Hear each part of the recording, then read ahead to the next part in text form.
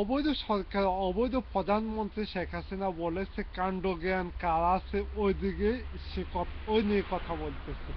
ওনার যদি কাণ্ডজ্ঞান যদি ঠিক থাকতো, জনগণের গণতন্ত্র আন্দোলনের আহ, ডাকে তিনি সাড়া দিতেন, কিন্তু জনগণের গণতন্ত্র অধিকার উনি ফিরে দিতেন।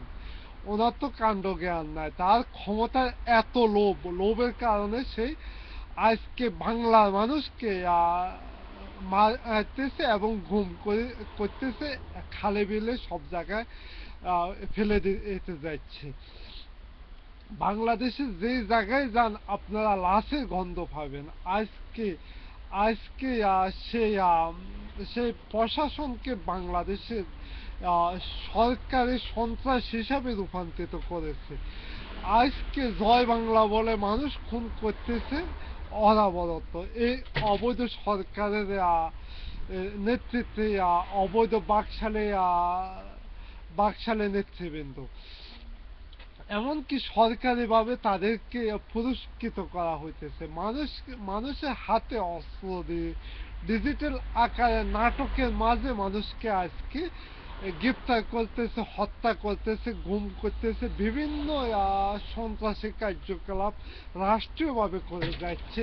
একের পর এক অবৈধ সন্ত্রাসী সরকার, অবৈধ সরকার, অবৈধ প্রধানমন্ত্রীর অর্ডারে সব কিছু দেশে হয়ে যাচ্ছে।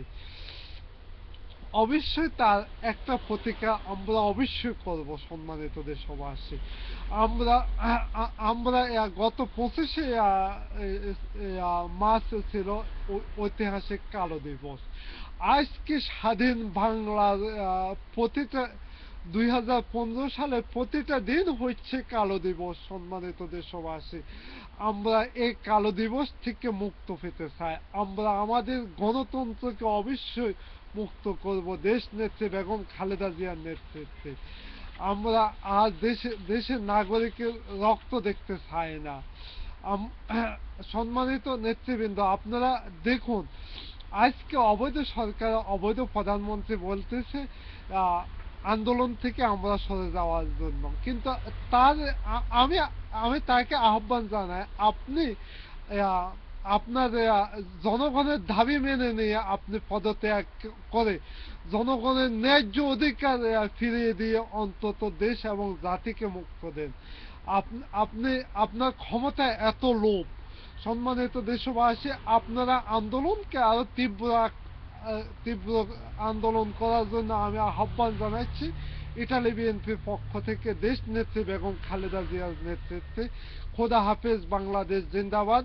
আপনারা দেখছেন তারেক রহমানের বক্তব্য, যোগ্য বাপের যোগ্য ছেলে, যোগ্য মায়ের যোগ্য ছেলে, সেই সে যে হিসাবে দেশ এবং জাতির উদ্দেশ্য কথাগুলো বলেছে, উনি আমাদের মতো অনেক তিনি নেতৃবৃন্দর সাথে কথা বলেছেন।